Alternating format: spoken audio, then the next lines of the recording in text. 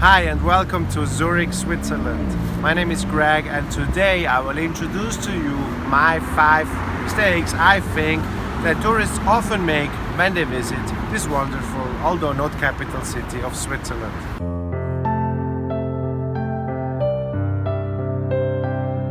So the first mistake is obviously not coming to Zurich. Often tourists skip Zurich because it doesn't have the mountains, it doesn't have the snow, it doesn't have the cheese, although it has the chocolate. You land here, you take the train, you rent a car and you bypass Zurich and you will never come back. But Zurich has got a lot to offer. We've got a very rich history here. Zurich is a big part of the reason Switzerland is as it is today. So, as you can see here, is the distance from the airport to the city center where we are here right now. It's not that far actually. It's a 10-minute drive by train. Now also there is the general misconception that people in Zurich are very rich. People in Zurich only care about looks, money, aesthetics and luxury, but I can assure you this is not the case. Of course, a certain part that does, but most of us, we don't, so don't worry about it. This means you do not need to dress up, you do not need to rent your luxury car because we can tell by the license plate anyways, and just come here, be yourself and have a good time.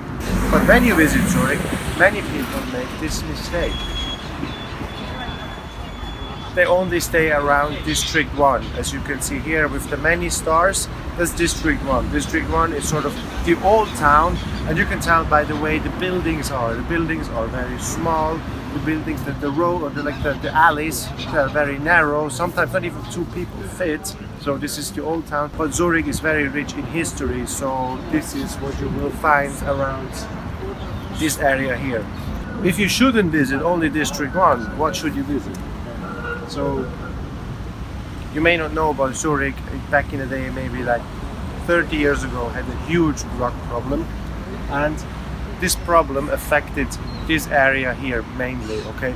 And this is area of districts 3, 4 and 5. So these districts were a bit run down back in the day, but obviously with time, more people being interested in Zurich, these districts have been remodeled and renovated and are now a very nice place to see. So a few arts and culture spots here, but mainly residential with great food, great nightlife. If you're into nightlife, then Zurich should be on your list definitely. And this is happening around here. As I see a lot of tourists only staying in this area and being here, coming on Sunday, walking up and down Bahnhofstrasse, seeing nobody, shops are closed, very disappointed. I think it's important to say that a lot of other districts are on the rise now as well and worth a visit for. So do everything, or go a bit outside as well.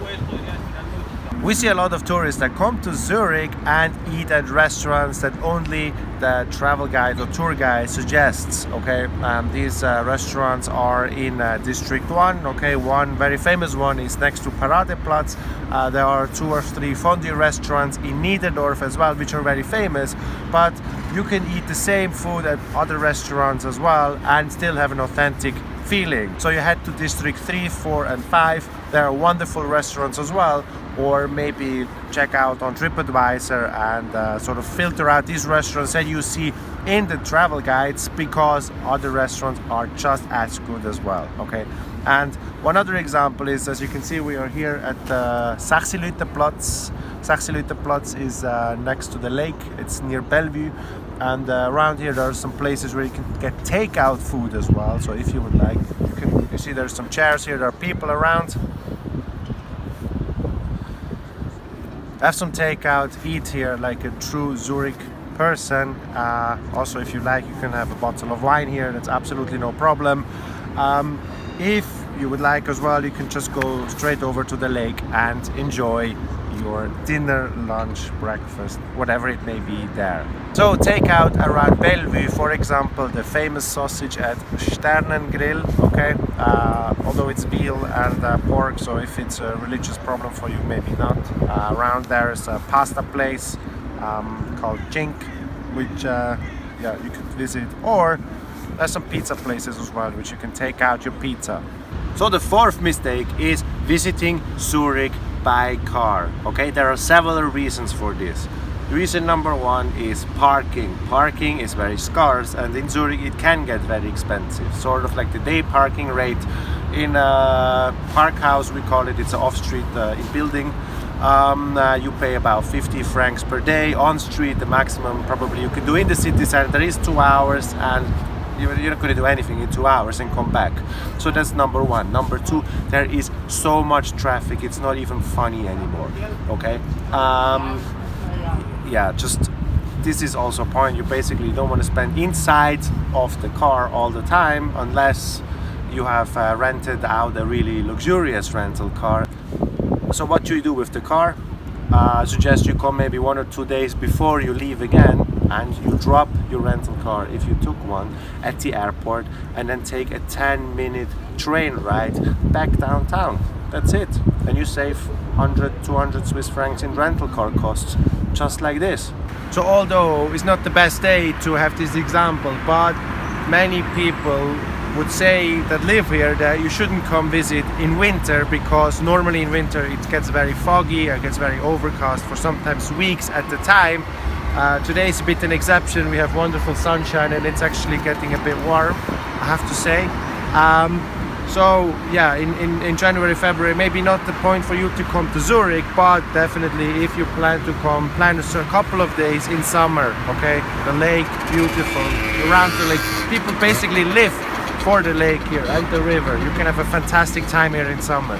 Maybe the best time in all of Switzerland. To show you what the lake looks like, follow me around.